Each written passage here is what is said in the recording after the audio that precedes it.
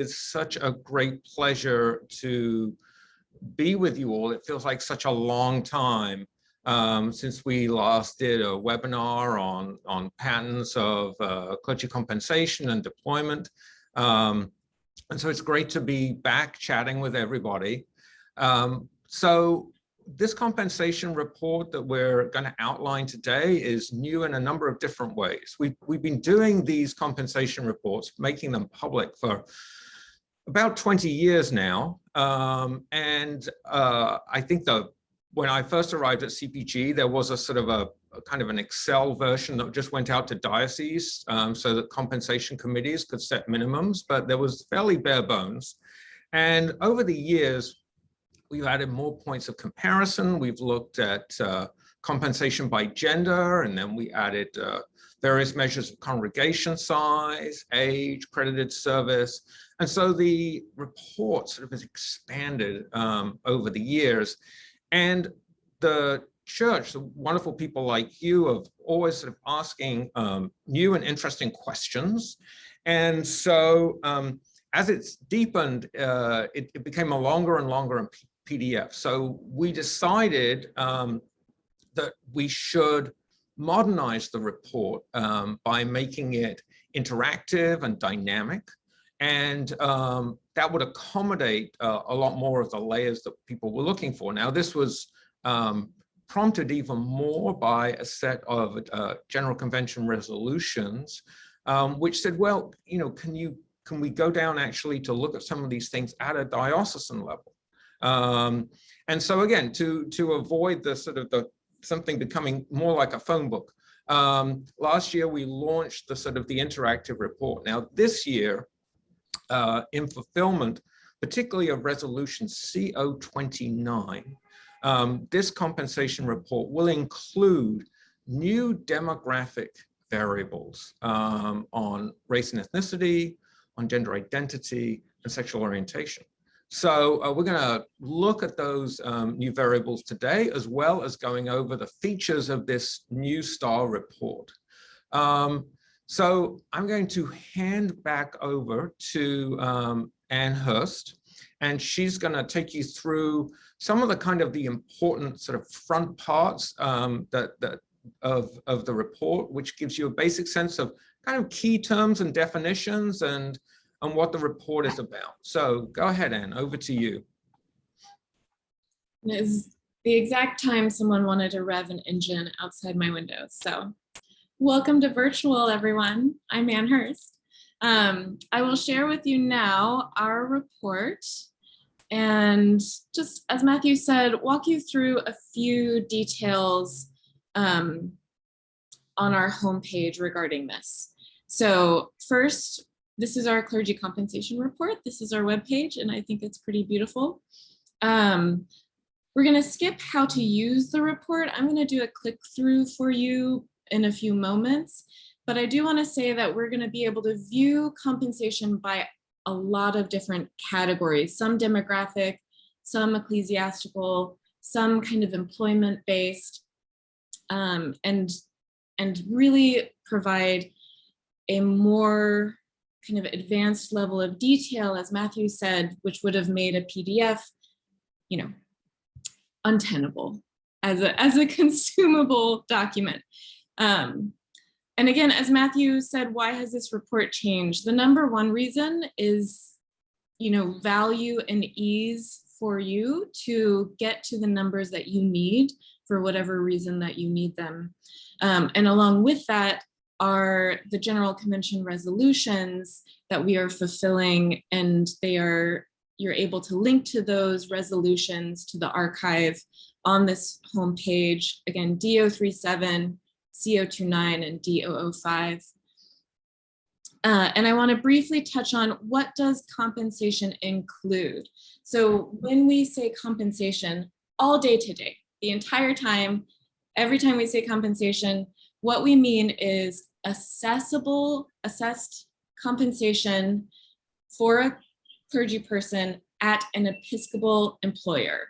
So it is the amount of compensation that is accessible, and it is the compensation earned at an Episcopal organization. So bivocational clergy, some may work at a local hospital. That amount of compensation wouldn't be included in a total assessable compensation because it's what is earned at a Episcopal employer. So I also want to touch on one of my favorite topics, how we in the research department maintain privacy. So any statistic that we will show you today, we have a minimum threshold that there must be at least 5 people making up that group. So we will not display any median compensation for any groups that have fewer than 5 people kind of in those demographic categories. And that is to be able to maintain privacy as best we can for our clients, especially because some of these reports go down to the diocesan level, and we're very, very aware of protecting all of your privacy. And then finally, we give suggestions around how you can consider making comparisons. There's a lot of different ways to approach this data, and geographic differences are great. Differences in, average Sunday attendance also, but there's a lot of other ways that you can kind of think through, what comparisons you might make or conclusions you might draw from these statistics. So with that, I will hand it back to my colleagues. Thank you, Anne. So we're just going to start off here at the top layer. And we're following a schematic that we have followed for a long time of the domestic, non-domestic diocese, mainly because people have used this to sort of benchmark around a particular economic context. But this, we have expanded the report so that every single diocese in the Episcopal Church is included. As sort of things evolve, we may change this division between what is essentially the US 50 states plus the District of Columbia, and then on the non-domestic side, international dioceses and US territories. And so this includes, as I say, every diocese is reported in there. So as we, as I say, as we look at this, we continue to expand our reporting on this, and the report continues to evolve. So Anne, why don't you take us through some of the top level results? And Matthew, before we continue, also like to talk about our data collection effort.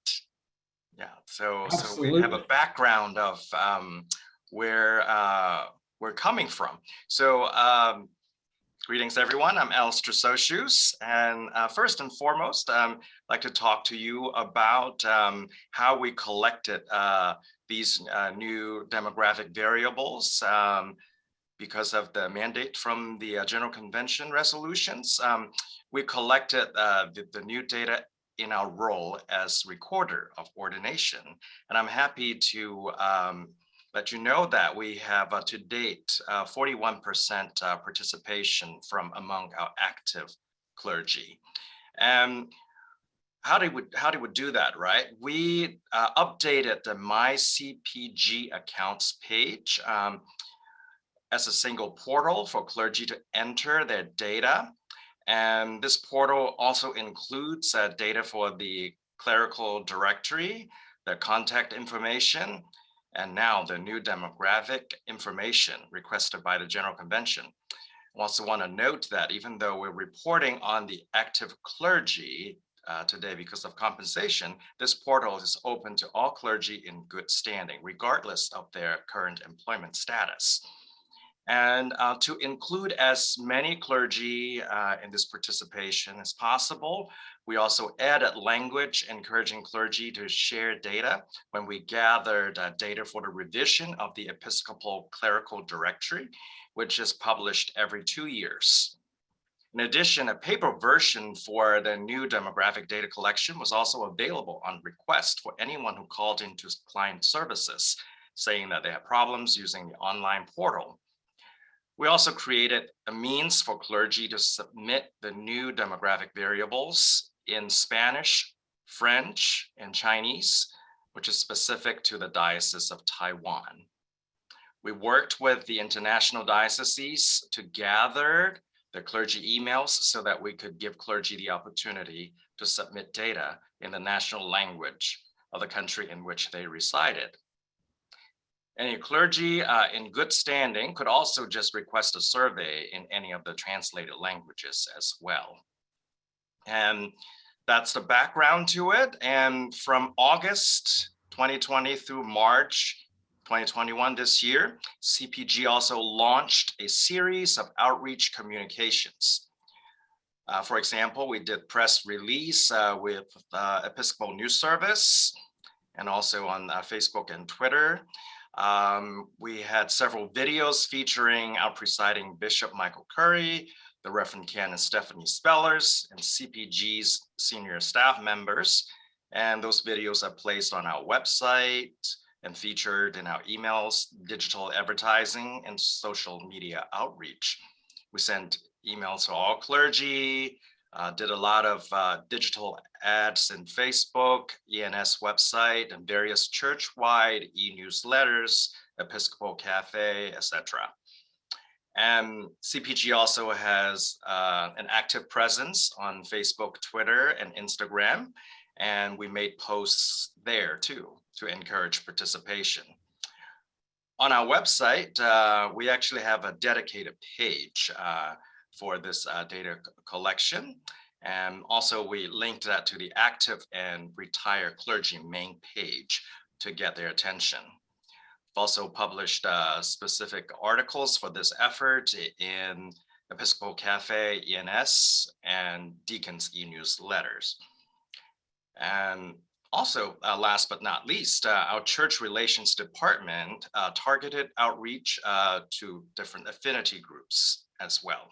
So in short, we had a very comprehensive and multifaceted approach to our data gathering effort. And now I'll turn it back to my colleagues to help them show you a walkthrough of what. Thank you, Alistair. We earned our 41% response rate for these new demographics. We definitely earned it. So Matthew, you would like me to just kind of dive in and start showing the actual report, yes? Sure, yeah. And just to sort of clarify that also that the data on things where we have all of the data like credited service or compensation represents all of the active clergy. Data that we show you on the new demographics obviously is the representation of the people from whom we have received responses. So, and sort of there's a footnote that makes that clear through the report, but I thought that I would also just mention that up front. Great. Matthew, where would you like me to start? Why don't you start on the domestic? Wonderful. So here on the top page of the domestic report, you can see that there is the interactive map element where you can choose, what area, whether, province or digging even deeper into a diocese, you can select that information. You can also use the drop down to select any province you wish, but we're displaying all domestic dioceses by province at this top level. And I want to touch base briefly on these historical compensation line graphs that we have. So you may remember in the old PDF reports, we reported exclusively on what we called full-time clergy in those reports. So full-time in that sense, and also in the sense of these two graphs, is actually a compensation threshold. We don't currently have reliable data on hours worked by which to define full-time or part-time. And so historically, we've used a minimum compensation threshold that we have annually adjusted for inflation. So this year, that compensation threshold is roughly around, I think, $35,000 or $36,000. Now, someone might earn $40,000 and still be part-time. So you have to, take this definition of quote unquote full-time for what it's worth. What I will say is different about the remainder of this clergy compensation report is that the other statistics are reporting for all clergy. There is no full-time filter based on compensation threshold for the remainder of the statistics. But we do share with you this historical look back at what we've given you prior. And so you can see that compensation, though increasing every year, is actually holding pretty steady when you think about adjusting it for inflation all the way back to the year 2000. And then also you see kind of this steady sloped, moderate decline in the count, the number of full-time clergy from the year 2000 to 2020 with, a net difference of not quite 1,000. If you scroll further down on a report, we can dig into some of the statistics. And Matthew, would you like to speak to any of these? Yeah, I think that, again, one of just to sort of reemphasize what Anne said, this in our sort of previous versions of the compensation report and showing how they had evolved, we reported on, quote, full-time clergy, but as we used a salary threshold, we realized that it meant very different things in different parts of the country. And we were then sort of excluding from the report a set of clergy and not giving a full enough picture of as full a picture of the clergy as we felt that we should have done. So hence that adjustment. We are still, as we look to enrich the data, we are getting more and more data from employers as to hours that people work. And when we reach the sense of confidence that we have a full picture on that, then certainly we will start to look at hours. And I know, but even hours means different things in different dioceses. In my own diocese of Newark, I believe it's 50 hours, and different dioceses have different definitions, but we'll certainly keep consulting with the church and keep looking at how we can come with a good solution to that question. Absolutely.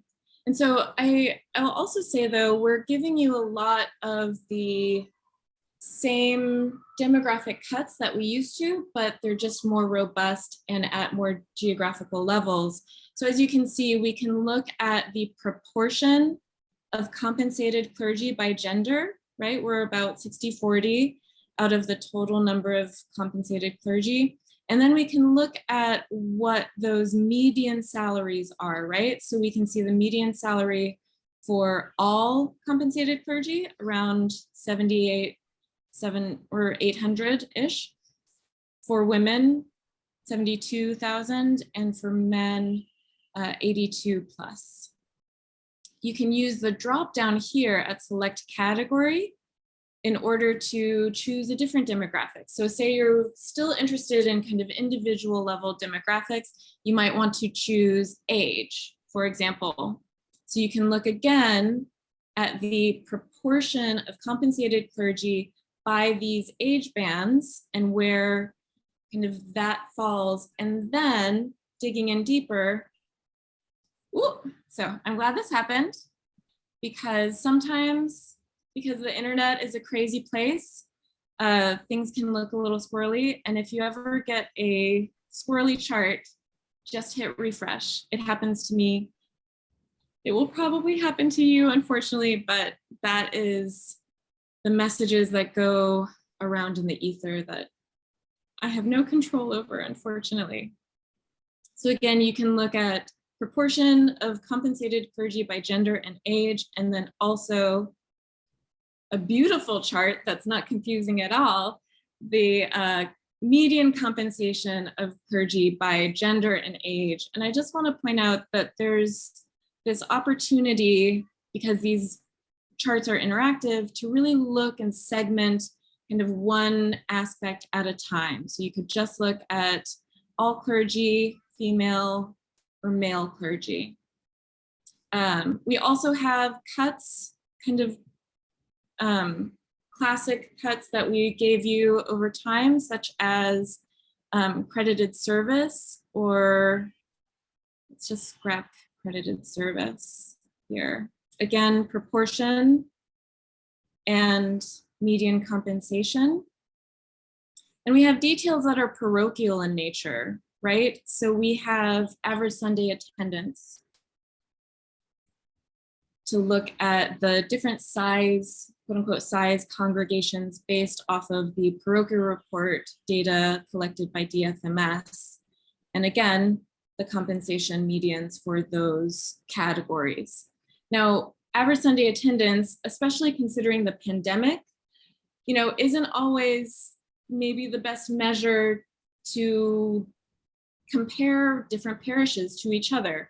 So we also have added operating revenue as a different kind of point of data for parishes to look at potential differences.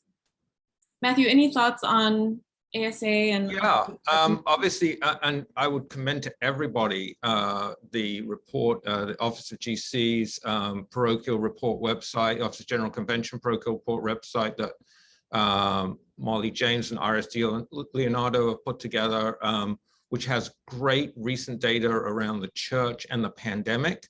We're all working out how to sort of create comparable categories in a world where, average Sunday attendance is going to be maybe never quite the same measure again, or it's maybe not, people, ushers, as I've done as an usher, counting people walking in at the back of a church, sort of, physically present. Everything is in that sense changed, and we're sort of aware of that.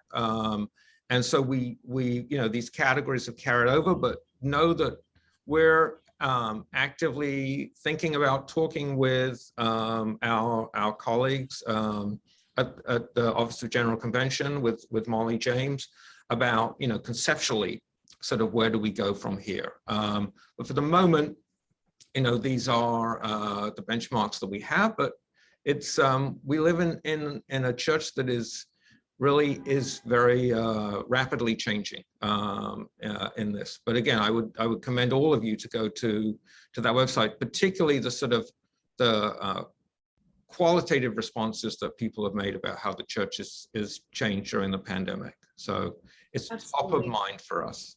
Very rich. Yep. We also, of course, give you information by kind of geographical area. So last year when we launched this report, you had to point and click to each province and jot down that number. But now we've given you kind of geographic clusterings, ecclesiastical geographic information, all in one chart. And then again, kind of once you get into a province, you'll be able to see each diocese. So we have geography also available to us. And then finally, I know we got an email about this, but we can also look at compensation by different types of clergy. So priests and deacons, we see kind of a very large sector of our compensated clergy are priests, right? And kind of in fitting with the kind of traditional conceptions of those, and then looking at the various compensation levels. So all of that are existing data that we've had on all clergy that are compensated, but as we said, we also have this new demographic data, which I will let my colleagues walk us through. And I believe that we will begin with race/ethnicity. Sure. So once again, as we go into this, let me just remind you that these figures represent those who provided this data, which is roughly 41% of active clergy. And all data on any of these was provided by the clergy themselves. And in every, when we collected the data, whatever opportunities we gave people to self-identify themselves, they could select multiple of those. I don't know those for people who read about the census, but the number of, particularly of younger people who have selected multiple categories within the census categories that we're using here is significant and does seem to be increasing over time. And we've very much gone with the spirit of that. But let me just ask Alistair, because Alistair, you've been taking a sort of a close look at this data. Are there any patterns in terms of the responses? Do we feel like the 41% is representative of the clergy population as a whole? Obviously, we'd love 60%, 70%, 80%, but what does this 41% look like compared to that 59%? Yes, Matthew. Yeah, as you said, right, 41%, that means there's still 59% of the active clergy who have not participated out there. So can we really generalize our findings, right? Because for this portion of the report, we're talking about 41%. Prior to this, right, we see all of the active clergy. So can we really extrapolate what we have learned from the 41% to the entire active clergy population? By and large, the answer is yes. However, it is worth noting that the respondent clerics were slightly more highly compensated than the non-respondent clerics. And we're talking about a difference of around $1,500 in their annual compensation. While this difference is not very large, it is statistically significant when we compare the two populations. But other than that, the two populations are very similar in other known metrics, such as their geographical locations, meaning where they serve in the church, the distribution of the age groups, their positions within the church, their employer types, and the operating income of the parishes they serve, if they serve at the parish. In other words, we are confident that the 41% can give us an accurate overall snapshot of the shape and form of the beloved community. But of course, the more data we get, the sharper the focus on our common life will become. We will be able to get an even higher resolution snapshot with more data on the beloved community. So as more data come in, right, we'll continue to conduct analysis and inform the wider church. Thank you, Alistair. So yeah, and I think that part of the thing that we should also be aware of is, and for those of you that sort of follow debates on polling research, this becomes critical. And the smaller sort of subsample numbers that you get, the more there is a possibility that a response pattern might have changed that result. So looking at these sort of overall numbers, we obviously, this is the first time that a data collection effort on this scale has been done, but we do know from previous surveys that the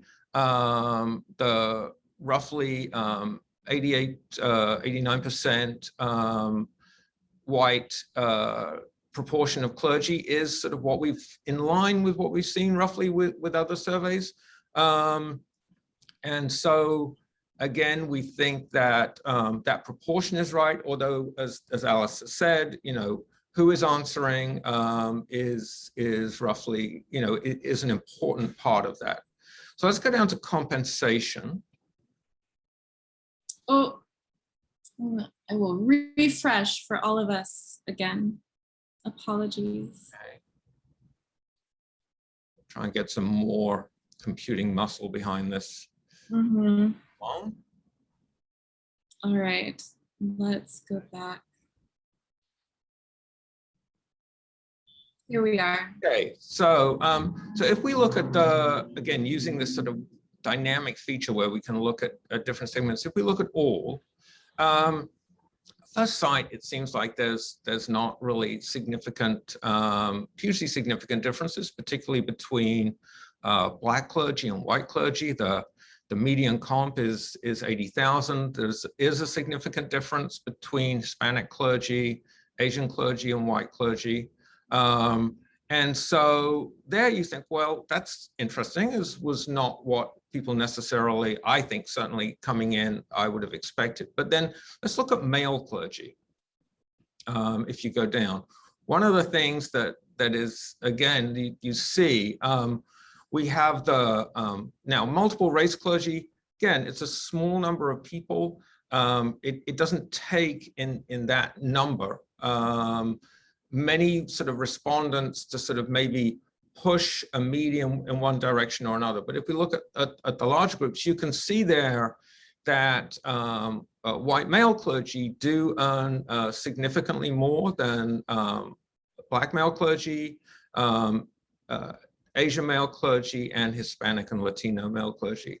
We look at female, though, that we do see, again, an interesting difference. Now, there's a big gap, I think, you can see between white female and white male clergy. And we see, again, high numbers amongst Hispanic Latino female clergy and Black female clergy. And so, and then lower numbers amongst Asian female clergy. So sort of gender and race interact in different ways. And I think one of the things that we see when we look at sort of labor force studies and compensation studies, often the sort of what generates a lot of these gaps are gaps between white males and males of color. In many situations, those gaps can be smaller when you're looking at female compensation. So again, as we collect more data, we will sort of enrich this more, but I think that part of the overall what looks like the same, when you start to go down a little bit in detail, you see that the actual picture is much more nuanced. Matthew, if I may add a couple clarifying comments.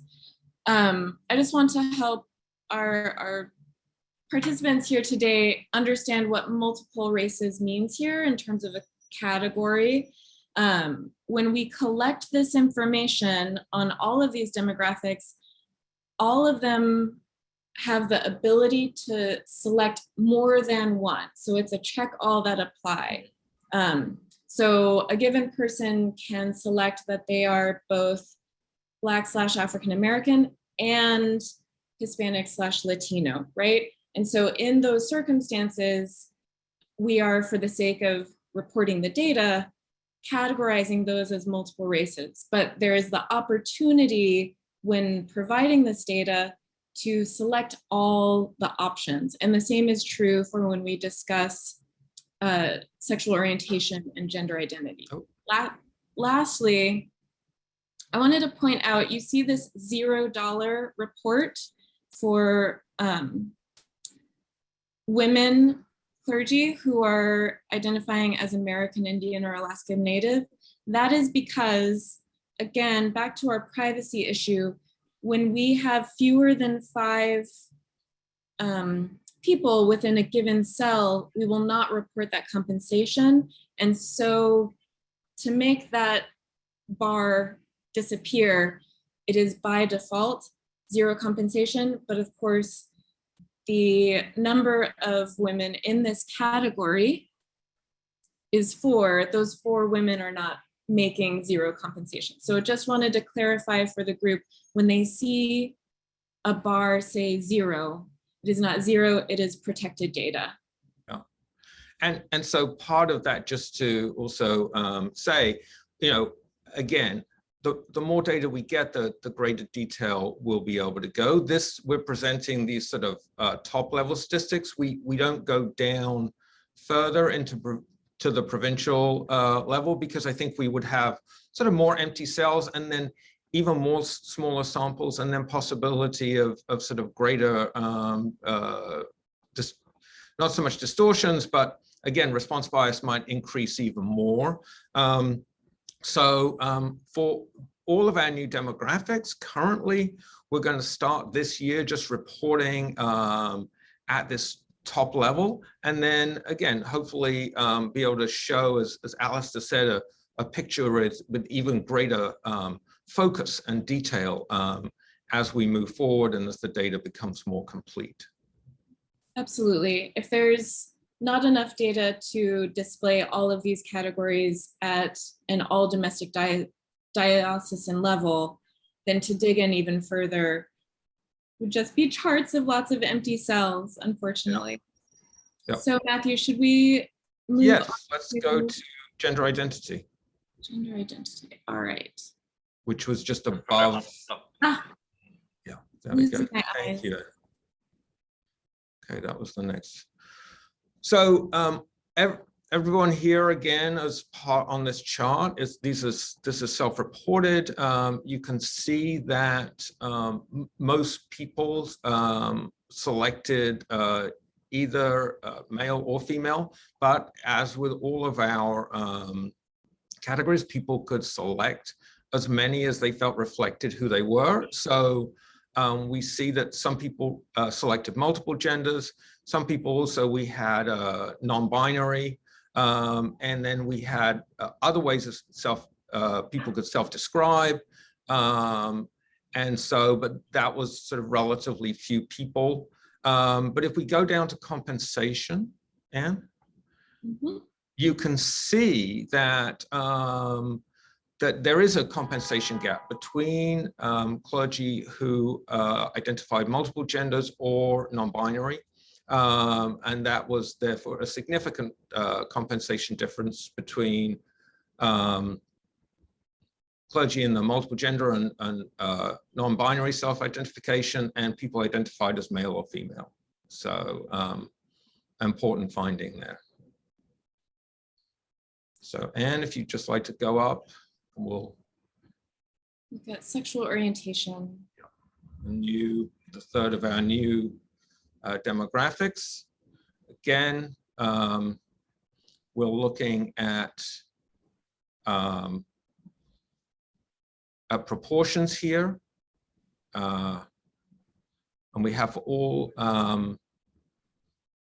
You can see roughly 77% who identified as heterosexual, and then 16% gay or lesbian, 3% bisexual.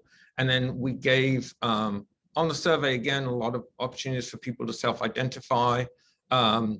We sort of collapsed some of those categories so that they would actually sort of hit thresholds where we would have some more statistical power to look at it. So not to beat the more data drum, but I will. The more data we have as this report evolves over time, we'll be able to hopefully report out on some of these other orientations on their own, but again, contingent about them on the amount of data that we have. Right. So if you'd like to scroll down. And again, we see an interesting pattern. If we look at male, we see that heterosexual males earn more than anyone else. If we look at female, again, we also see that heterosexual females earn more than females identified as gay or lesbian, or people who selected one of our multiple categories, about the same as clergy who identified as bisexual. And then if we look at the all category, this is back to where it's important to look. In some ways you look at that category of gay or lesbian versus heterosexual, and the gap doesn't look that big. But I think that's why, again, it's really important to go down a little bit further in the data for that detail, and you can see the interactions between these different demographic factors. So, okay. So that's sort of part of our kind of top level look at things.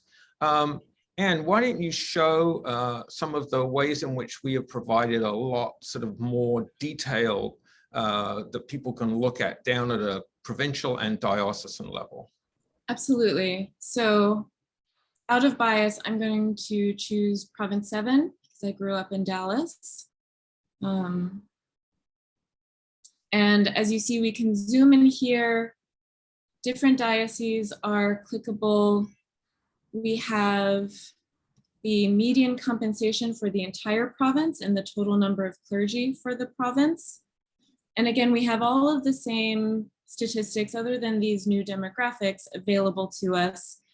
Of course, such as gender, age, ASA, position, what have you. We can dig into all of that information at the provincial level. And then let's just look at the diocese of my hometown quickly. Oh, you know what? I wanted to add at the provincial level, you can also look at all of the dioceses together. So it's a thick chart of, especially if the province has a lot of dioceses, but you can kind of look at the proportion and number of clergy distributed across the diocese within the province. And also you can check out next to each other the various median compensations. Right, and it gives people a sort of a at a glance look at compensation differences by gender compared, across the province. Absolutely, all in one. And I would add that there are table features right here where you can show the data just as a table.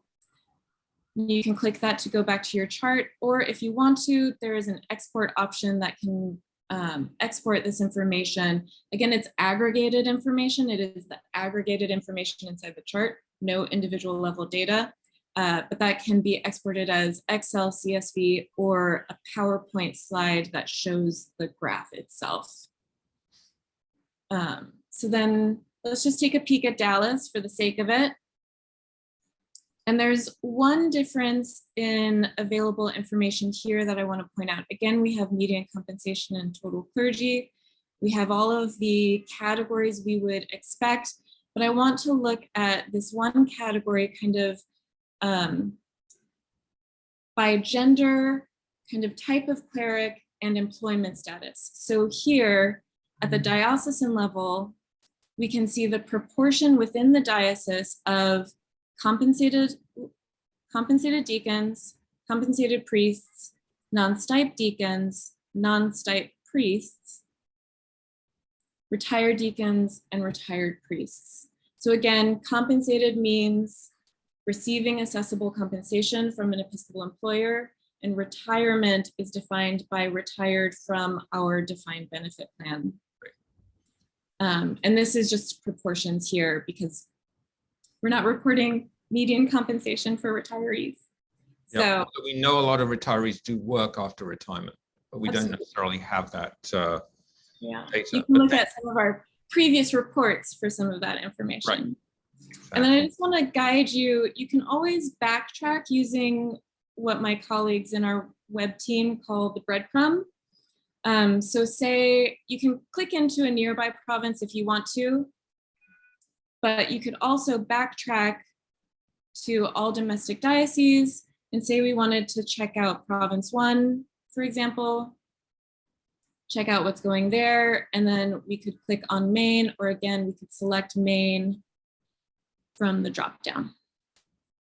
So that is the information in this area of the report for all domestic dioceses. Great, thank you. But it's not all we have, is it? No, we also have, let's look at non-domestic dioceses too, our international and the... I saw in the questions, someone asking about Cuba. We do have data on Cuba, just the front picture doesn't look like it, but we do. Cuba is absolutely there. And so, so we have an overall median compensation, and just look at the, again, as Alistair said, we reached out to every diocese in their own language. We can see how diverse our non-domestic dioceses are if we look at race and ethnicity. You can see that, again, we have clergy from the Episcopal churches in Europe. We have We got a good response rate, actually, about a 1/3 response rate from our Spanish-speaking diocese. So that was also great. Responses as well from Taiwan. And so we went out to multiple dioceses, and you can see it's a very diverse group. We didn't translate this into compensation differences because of the way that was, you know, the way in which the groups were distributed really just sort of reflected different contexts, different socioeconomic circumstances, and wasn't really a comparison within a context. But again, as we get more data, we can make that picture fuller. But this again shows the diversity of the church. If you go up again, Anne, if you would. Oh, and yes, and the context around that. If you want more information, CPG did a lot of work looking at our non-domestic diocese, and that is in General Convention resolution, the report A181. And it's a very detailed report. You can learn again a lot more about the economic context and CPG in those dioceses. So, Anne, if you'd just like to go to the top, yes. Actually, I think we're going to just show, let's go to the Dominican Republic, for example. So just to show, again, we can see number of clergy, median compensation, and you can also look at the gender distribution and again, what Anne talked about, age distribution, and you know, deacons, priests, retirees,